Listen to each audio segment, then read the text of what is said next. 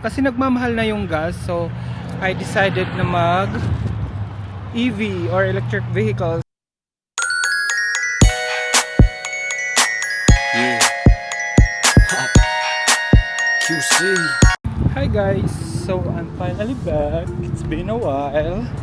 Wala na ako sa Missouri. Dito na ako sa California doing my assignment. Hindi ko alam, pero nakakapanibago kasi new place, new environment, new workmates. Ayun, tatawid tayo ng kalsada guys. Yan yung kailangan kong tawirin. So tatawid tayo, doon yung kotse ko. And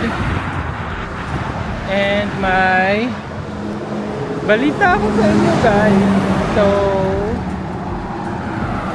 basta mamaya ko na sasabihin guys. See you later. Ayan guys, so dito na tayo, nakatawid na tayo. May balita ako sa inyo guys. So yung dati kong sasakyan, which is yung Mazda, benenta ko na siya guys. And bumili ako ng bagong sasakyan. Kasi nagmamahal na yung gas, so I decided na mag EV or electric vehicles. So ito yung binili ko guys. Taran! Bumili ako ng, or yung bago kong kinuha is yung Tesla. Yan, Model Y 2026. So ito yung bago kong kuha. Pasok tayo. And may mga accessories akong in order, so ilalagay natin siya ngayon. So ayan guys, ito yung loob ng sasakyan. So malaki siya actually, and then ayan, tapos roof. Ayan, then malaki siya sa loob. Then may monitor din dito. Ayan. So and then ito, may malaki ding monitor dito. Pakita ko sa inyo guys, ayan. Ayan siya. So sobrang init actually. Ayan, so bakit ako nag-electric vehicle? So, nag-electric vehicle ako guys kasi sobrang mahal na ng gas, and $6 na dito sa California, $6 to $7. And yung Mazda ko dati, usually ano lang, $30, full tank na yon. Ngayon, nung last gas ko, bago ko siya ibenta, umabot na siya ng $60 yung. Hindi pa siya full tank, almost full tank pa lang yon.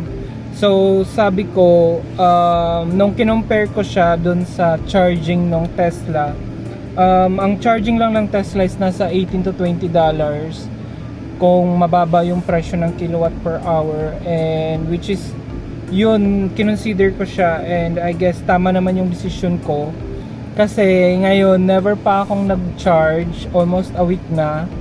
And mataas pa rin yung percentage ko, which is 57%, and good siya for 187 miles. So yun, so probably next week pa ako makakapagpa-charge, and ngayon maglalagay lang tayo ng mga accessories, okay?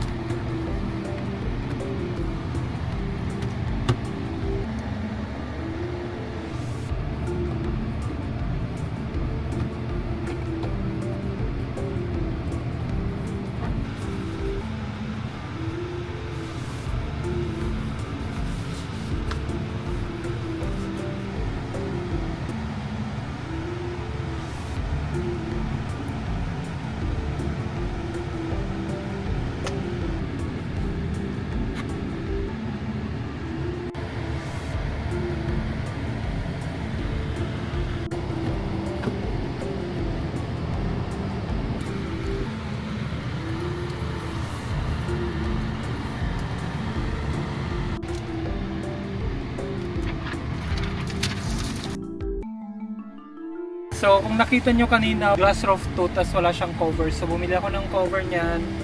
And then so, ayan guys, so na-install ko na pala yung lahat ng accessories na kailangan ko dito. Except sa screen, kasi parang ang liit ng screen protector na nabili ko. So bibili ako ulit ng bago. Yun, almost okay na, almost complete na yung accessories ng sasakyan. And ngayon guys, so may nakita akong kainan. Di ko alam kung masarap pero parang masarap siya. So pupuntahan natin and gagamitin natin yung full self-drive nitong sasakyan. So nirefer ako ng kaklase ko dati. So meron akong free na 3 months na full self-drive. So susulitin natin siya and gagamitin natin siya ngayon sa ating pupuntahan. So ang full self-drive guys is automatically yung Tesla na mismo magdadrive. Wala akong gagawin but I have to be cautious lang din kasi alam mo na anything pwede mangyari sa daan. So yun, so pupuntahan natin siya guys and let's go.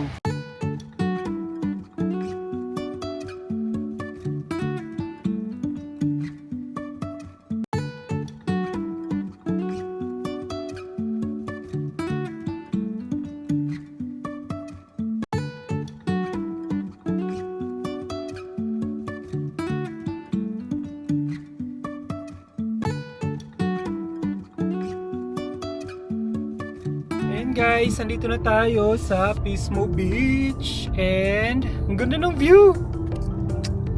Look at that view. Ang ganda. Then we're almost there. Maghahanap na siya ng parking space, guys. Ayan.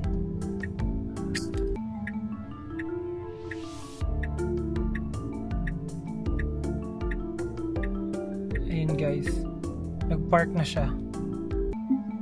So, automatic naka-parking na ako guys. Yan. Dito na tayo guys. Ito na yung pupuntahan natin. So, ayun guys. Dumating na yung order natin. And sobrang laki ng serving. In fairness naman. Ito siya guys. Ayan.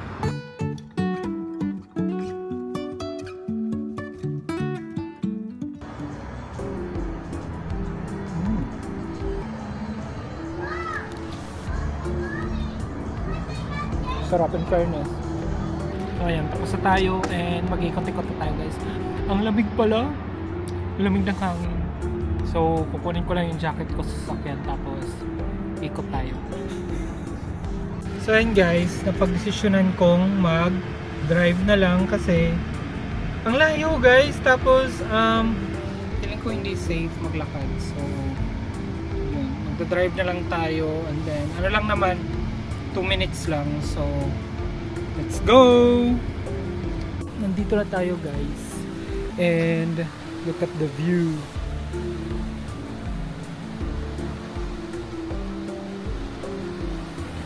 May mga bahay-bahay doon. And guys, so, lilipat tayo. Pupunta tayo sa mismong Pismo Beach. Kasi parang hindi to yung Pismo Beach talaga. So, pupunta tayo doon and then, gusto ko magkape bago bumalik ng Santa Maria. So, yun. So, let's go.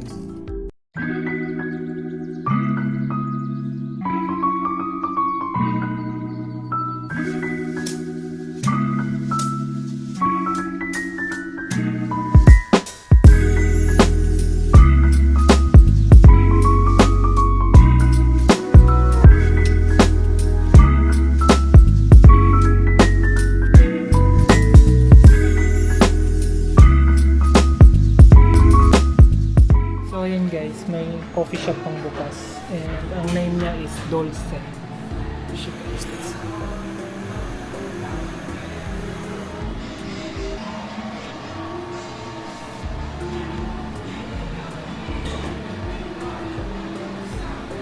Ayun guys, so nakabili na tayo ng kape. Ito na siya and uuwi na tayo kasi gabi na. It's 7:48 and ayokong maabutan ng dilim sa labas. So, yun.